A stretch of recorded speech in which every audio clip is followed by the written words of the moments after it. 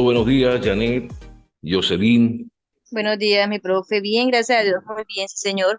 Hola, profe, ¿cómo está? Buenos días. Bien, gracias a Dios. Me contenta que estén bien y escucharlas. Entonces vamos a comenzar con la actividad de hoy y al finalizar, pues bueno, revisamos cualquier eh, cosa que me quieran preguntar, cualquier inquietud, cualquier situación. El día de hoy, pues estamos 26, es hoy, en el tercer y último encuentro virtual de la asignatura de epistemología. Hoy pues concluimos con los encuentros virtuales y ya pronto pues eh, culminaremos pues la asignatura. Vamos a revisar esto, que es el trabajo que tenemos para hoy, es la unidad 3 y tiene que ver con los modelos epistémicos. Eh, Ustedes pues ya trabajaron algunos, la mayoría con los modelos epistémicos que se les asignó para la segunda actividad. Entonces vamos a dar inicio a la actividad o a la presentación y clase del día de hoy. Como les dije, modelos epistémicos es nuestro tema. Y vamos a revisar, perdone, inicialmente, qué es o cómo identificamos un modelo epistémico, porque a veces hablamos de un modelo epistémico, pero realmente no es. Recuerde que tenemos posturas filosóficas, pero una postura filosófica no necesariamente es un modelo epistémico. Entonces, el modelo epistémico debe cumplir con algunas, perdón, estoy un poquito difónico, con algunas características especiales para que sea un modelo epistémico. Eh, Habíamos hecho, pues, anteriormente, en clases anteriores, habíamos resaltado, pues, las diferencias, ¿no? Entre lo que es un modelo epistémico, el método y también una corriente filosófica. Eso lo debemos tener muy presente porque a veces en las tesis, sobre todo, se observan esas situaciones. Aparece una corriente filosófica como modelo epistémico, pero no, en realidad no es lo que se está buscando. Bueno, como les decía anteriormente, ya habíamos visto la diferencia entre lo que es un modelo, lo que es la corriente filosófica, ¿sí? Y lo que es el método como tal, ¿no? El método como tal. Hoy estamos hablando de los modelos epistémicos. Primero, un modelo epistémico, sin duda, obedece a una corriente filosófica que debe responder una serie de interrogantes. Ya eso lo habíamos visto, lo hemos visto ya en algunas oportunidades, en varias oportunidades. Eh, Algunas interrogantes, bueno, cómo, el cómo se conoce, por qué se conoce, para qué se conoce, cómo se valida el conocimiento, entre otras interrogantes. Eso ya lo hemos venido viendo en los encuentros anteriores, donde hablábamos de esas interrogantes. Entonces, recuerden, la primera condición que debe cumplir un modelo epistemológico es que debe obedecer a una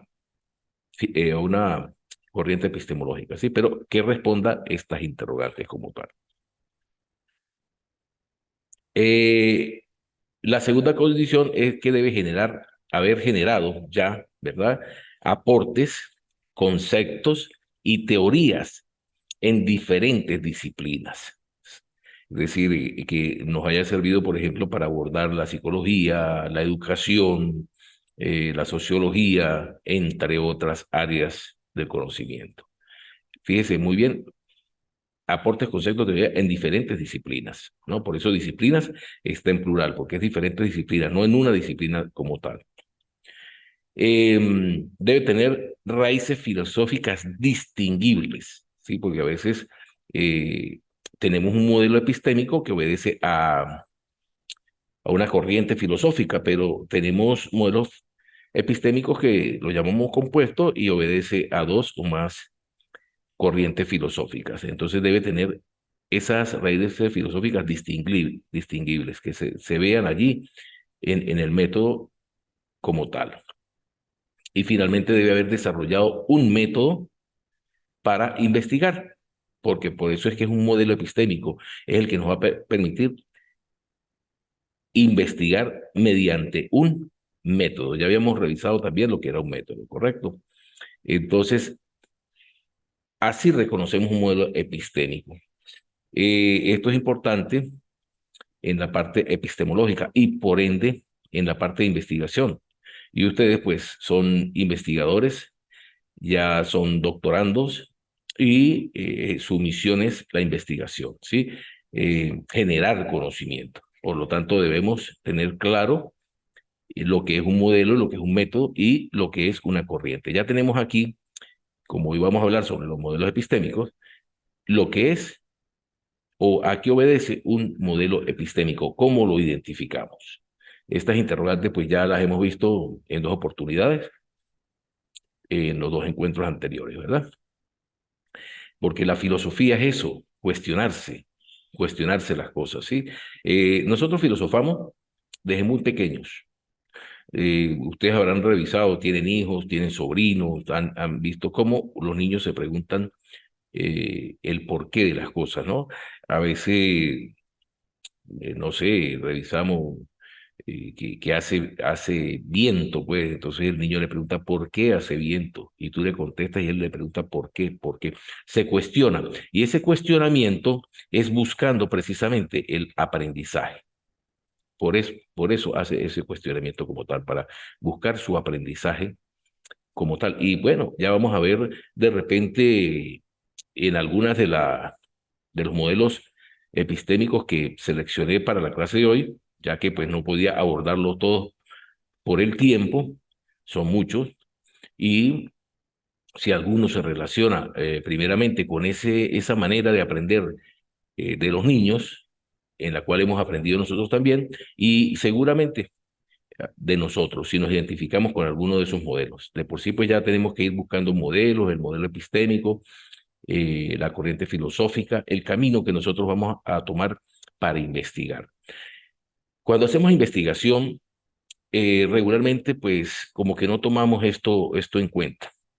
Yo les he venido insistiendo a ustedes, si estamos claros de cuál es el modelo que vamos a utilizar, vamos a tener claro la metodología y por ende vamos a tener claro qué es lo que debemos hacer, cuáles son los pasos que debemos seguir.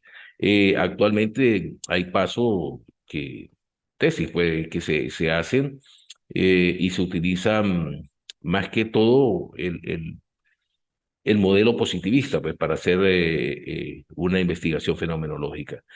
El modelo positivista tiene sus capítulos, vamos a llamarlo, sí, sus formas de hacer las cosas, y a veces uno ve que la estructura prácticamente es positivista, pero estamos haciendo un, una investigación fenomenológica u cualquier otra.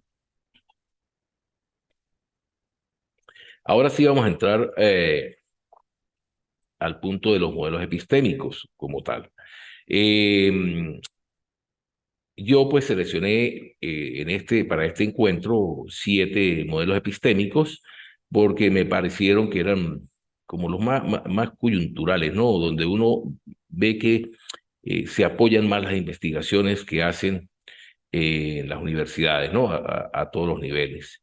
Sin embargo, quiero decirle que hay más de 80 modelos epistemológicos, ¿sí? Lo cual abordarlo sería complejo en una sola clase. Habría que como tener unas cuantas clases, pero son más de 80 modelos epistemológicos que existen y entre los cuales hay modelos que llamamos originarios, ¿sí? Que son bastante antiguos, y modelos más nuevos, que son los que, como le decía hace rato, modelos compuestos, que han surgido producto de dos disciplinas o dos corrientes filosóficas o dos modelos epistémicos o más, ¿sí?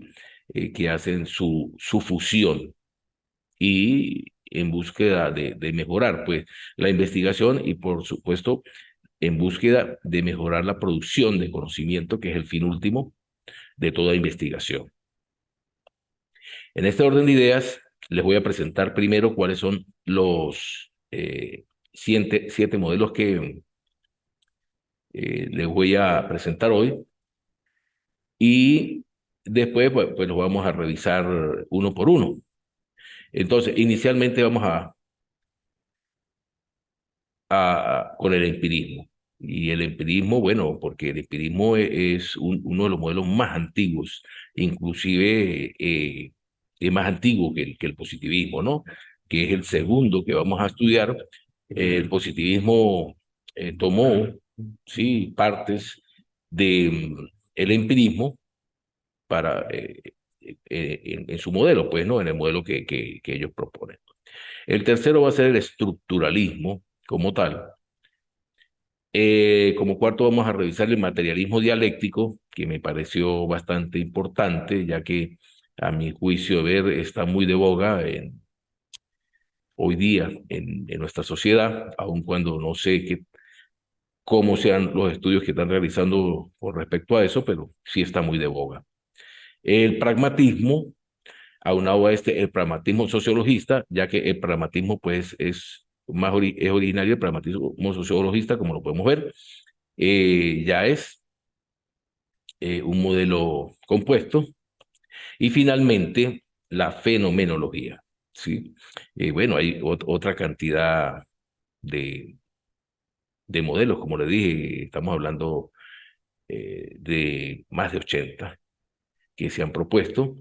Entonces, ustedes, pues bueno, son los encargados de revisar con cuál se identifican, y a veces nos identificamos, pero a veces la investigación que estamos realizando como que nos lleva a trabajar con otro modelo, aun cuando eh, uno se identifique con uno u otro. Por ejemplo, en mi caso, yo soy formado más hacia las ciencias exactas, ¿sí? Yo, pues, como les dije, creo que en la clase inicial, yo soy licenciado en educación y mención matemática, tengo algunos posgrados en matemática también, y soy más formado en el positivismo. Me inclino mucho por allí. Sin embargo, mi tesis doctoral la abordé desde la fenomenología, producto primero de una exigencia de la universidad, y segundo, porque hay que abordar y revisar otras cosas fuera de lo que uno se siente cómodo, ¿sí? A veces, pues, estas posturas nos llevan a hacer, no, la palabra sería, no sé, caramba, se me fue la palabra, pero allí yo soy positivista y ya, no más, no más. No, hay que revisar otras corrientes para soportar que realmente lo que a mí me llama es el positivismo. Sin embargo, le digo, me sentí bastante cómodo trabajando con la parte fenomenológica, y fue un mundo, una experiencia, y actualmente, pues bueno, fíjese, entra uno en todos estos campos de la epistemología y la filosofía, ¿sí? Eh, Vamos a revisar lo que es el empirismo. Está un poquito lento, el empirismo. Antes de iniciar la parte del empirismo, quiero que, aparte del aprendizaje que vamos a tener de la asignatura, de los modelos epistémicos, revisemos cómo estoy yo presentando la información, cómo estoy buscando llegar a ustedes, ¿sí? Y para que ustedes vean a veces el porqué de las actividades que, por lo menos en mi caso, les coloco, ¿no? Y si ustedes revisan, estos son mapas conceptuales, los que yo he realizado, los que he venido realizando. Claro, los dos anteriores que acabo de colocar, no, esos son diagramas. Sí, pero bueno, todo no puede ser la misma estrategia y la misma situación, ¿verdad? Pero aquí sí abordo los mapas conceptuales, producto de que a mi manera de ver, respetando las demás posturas, se puede como organizar de una manera más fácil y más didáctica la información. Entonces revisemos al final si tienen alguna duda, también con respecto no solo a la asignatura, sino a los mapas conceptuales, a cualquier otra inquietud que tengan con respecto a esto, pues con mucho gusto lo podemos, eh, me preguntan y hacemos lo posible para dar respuesta a ello, pues. Entonces, el empirismo. Inicialmente, el empirismo obedece, como siempre hemos dicho, a una corriente filosófica. Y este nace como tal en Inglaterra, por allá por el siglo XVIII, perdón, XVII. Y se desarrolla en las ciencias naturales, fíjese, ¿no? Este, eh, hace un rato le dije que el empirismo es una de los más antiguos, ¿sí? Pero recuerden que estamos estudiando aquí. Si vemos el empirismo como filosofía, como corriente filosófica, bueno, vamos a conseguir números más atrás, mucho más atrás, inclusive algunos antes de Cristo, no solo del empirismo, sino del positivismo y de todas las filosofías como corrientes filosóficas. Pero ahorita estamos hablando de los métodos como tal. ¿Cuándo nació el método como tal? A veces, pues, eso también nos crea confusión. Eh, el empirismo como corriente filosófica y el empirismo como método epistemológico. Sin embargo, pues uno se basa en otro, pero este por eso nace ya más o menos a principios, en la primera mitad del siglo XVII. Su precursor es Francis Bacon. Él es el que comienza inicialmente con este modelo epistemológico y entre sus representantes más destacados encontramos a Luke, a Hom y a Berkeley. De forma más general, se dice que el empirismo es toda teoría que considere la experiencia como origen del conocimiento. Eso es lo que se habla de que es el empirismo como tal. Cualquier teoría que considere la experiencia como origen del conocimiento, como único origen del conocimiento. Hablemos de la validez, que en el camino metodológico que utilizamos siempre en nuestras investigaciones, debemos tomarlo en cuenta, ¿sí? Porque hay que validar ese conocimiento que estamos generando, esa información. Y en el caso del estructuralismo, dice a que se valida a medida que se apega a la experiencia. A medida que se apega a la experiencia, él se va validando como tal. Por otro lado, vamos a hablar de la investigación, de la conceptualización de la investigación, y tenemos dos vertientes. El empirismo es describir. ¿Describir qué? Describir la realidad. Él llega hasta allí, esa es su función cuando se hace investigación por este método, describir la realidad. Sin embargo, la investigación en el empirismo nos permite reflejar la realidad y la forma, la realidad de la forma más fiel y neutral que existe. Ese es hacer una investigación empirista. En cuanto a su método, el empirismo utiliza la generalización inductiva. Generalización inductiva. Vamos a revisar de una vez, se me pasó aquí el método como tal, cuáles son los pasos que debe llevar o los pasos que sigue.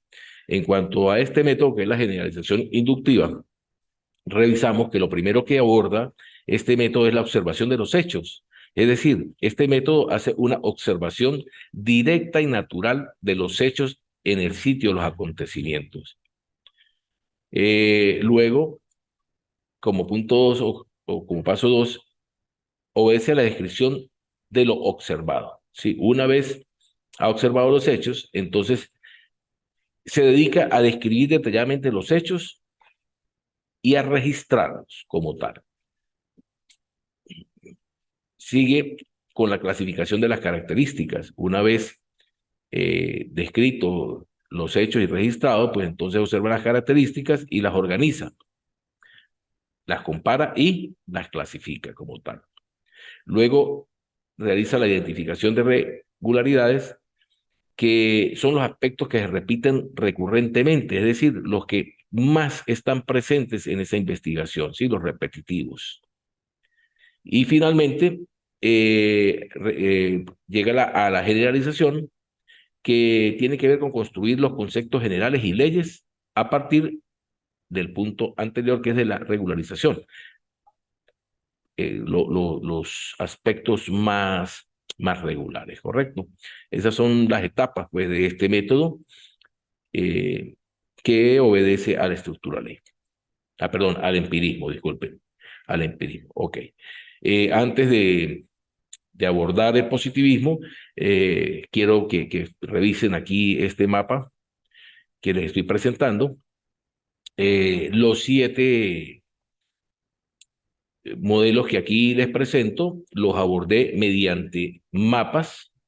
Como le digo, no, primeramente porque es una manera de organizar la información más clara, más precisa, ¿no? Y más entendible. Y por otro lado, pues bueno, tienen ustedes su actividad y quería, a partir de algunas dudas que me plantearon algunos doctorandos, pues hacer más énfasis, aunque yo vengo trabajando desde la primera clase, el primer encuentro con los mapas conceptuales. Bien, entonces vámonos nuevamente acá y vamos a abordar ahora el positivismo.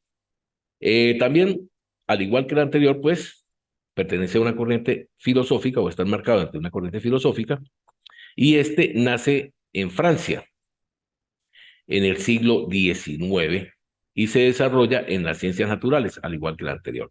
Como les dije hace un rato, el empirismo es considerado el método más antiguo y el positivismo está posterior. Eh, y si ven cuándo comenzaron, pues ahí pueden observar la diferencia, ¿no? El positivismo toma partes del empirismo para construir su método como tal.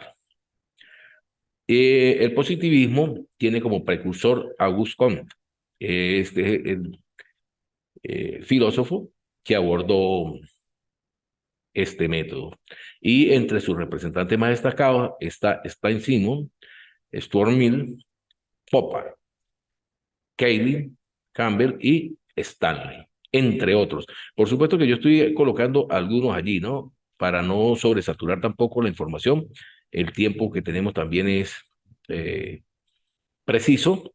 Entonces, existen tanto en la corriente anterior empirista como el positivismo, tenemos bastantes representantes, pero estos son como los más destacados, como los que más suenan, como los que más leemos por allí. El positivismo, en su forma natural, se toma que es una filosofía que afirma que el conocimiento ¿proviene de qué? De la experiencia como tal, fíjese, de la experiencia. Ahí estamos revisando ya una comparación, una similitud con el modelo que acabamos de ver anteriormente. Pero esta experiencia se obtiene a través del método científico. ¿Sí? Ahí revisamos. Fíjese que aquí está otra parte. Elaborando estos mapas conceptuales, ¿sí? Y llevando una secuencia lógica entre lo que hagamos, es muy fácil a partir de ello yo construir un cuadro comparativo, ¿sí? Porque los cuadros comparativos puedes hacer comparaciones entre uno y otro, ¿no? Diferencias, similitudes, entre otras cosas, ¿verdad? Pero también puedo hacer cualquier otro tipo de cuadro. Siguiendo, el positivismo, al igual que el empirismo, tenemos que ver la validez, porque la validez tiene que estar presente en toda investigación. Es la que pues nos dice que es válido ese conocimiento que estamos generando. Entonces, el conocimiento es válido cuando se hace mediante el método científico. Allí es que se está considerando el método como válido para el positivismo. Revisando en cuanto a la investigación, tenemos que la investigación en positivismo es verificar las hipótesis. Una característica del positivismo es que se plantea inicialmente hipótesis, ¿sí? Parte de un supuesto, ¿sí? Se plantea una pregunta o una interrogante, como mejor le parezca, y le da respuesta, ¿sí? Una posible respuesta.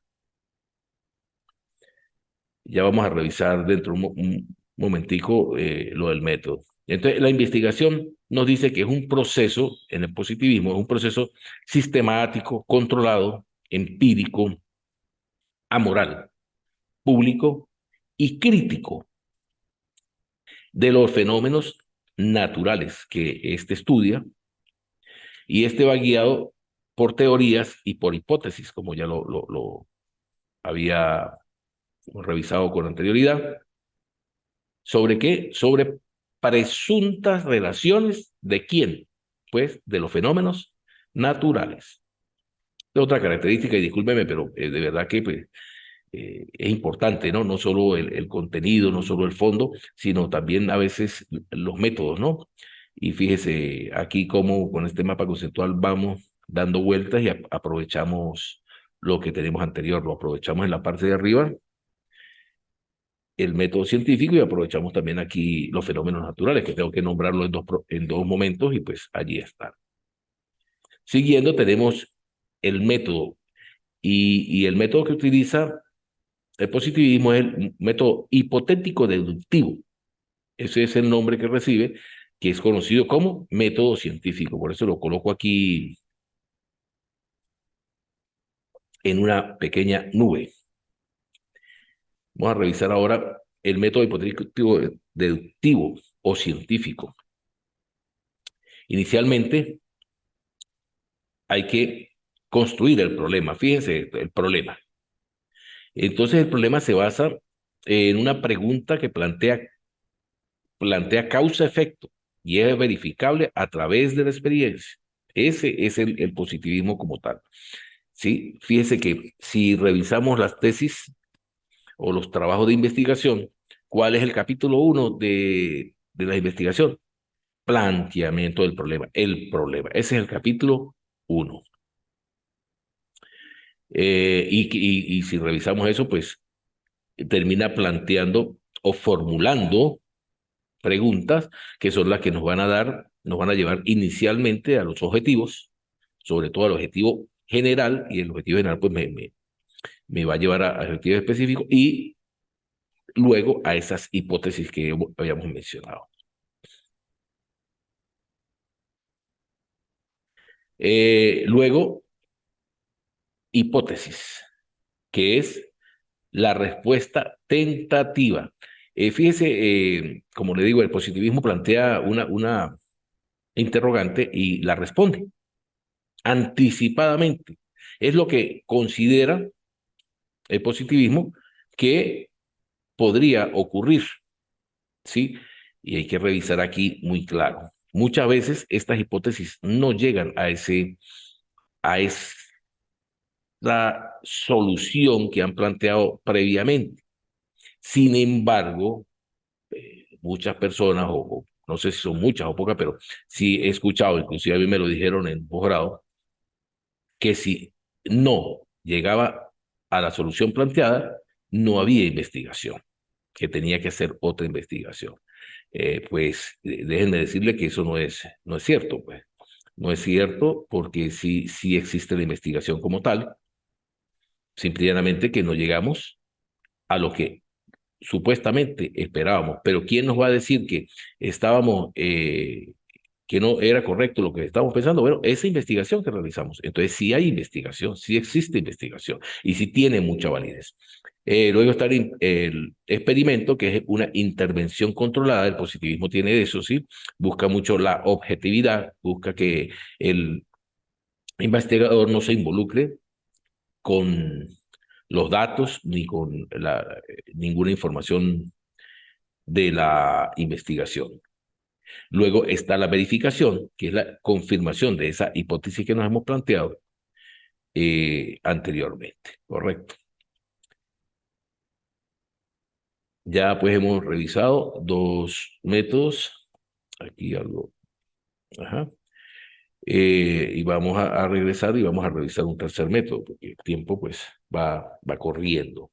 Y el tercer método que pues nos propusimos o me propuse es el estructuralismo como tal. Entonces, revisando el estructuralismo, tenemos que obedece a una corriente filosófica y que nace también en Francia. Pero a mediados, ¿sí? O en la primera mitad, a mediados de la primera mitad del siglo XX como tal. Y se desarrolla en las ciencias sociales. Para algunos, pues, vemos que el siglo XX pues, estuvo está allí a la vuelta de la esquina, apenas pasó, ¿no? Otros, pues, les parece que está muy lejos, pero es relativamente nuevo si lo vemos desde ese punto de vista. Vuelvo a recordar que estamos hablando no de las corrientes como tal, sino de los métodos epistemológicos. El estructuralismo lo propone inicialmente Ferdinand para lo que tiene que ver con la lingüística, pero hay otro autor que también es quien lo inicia en antropología, que es Strauss. Se escucha mucho por allí el Strauss, ¿no? Que es quien introduce este método del estructuralismo en la antropología como tal. Entre sus representantes, pues podemos nombrar a Bates, a Foucault y a Althusser. Como lo dije anteriormente, existen otros, pero yo tomé pues los que más suenan, los que más se revisan siempre. El estructuralismo también dice que obedece a una corriente filosófica que afirma que el significado de las cosas, fíjense bien, está determinado por su estructura como tal, y de allí el estructuralismo, ¿sí? Por su estructura interna, la estructura interna de las cosas como tal. Ese es el estructuralismo. Ya vemos una diferencia con respecto a los otros métodos,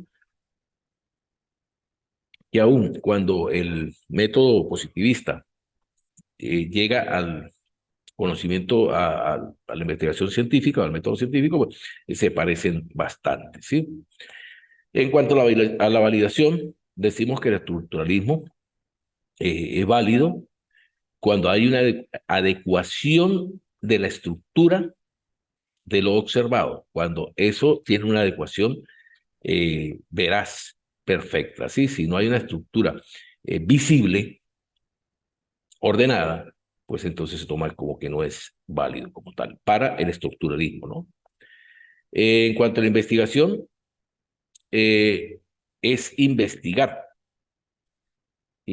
como tal la, la finalidad, perdón, es analizar la finalidad, ¿sí?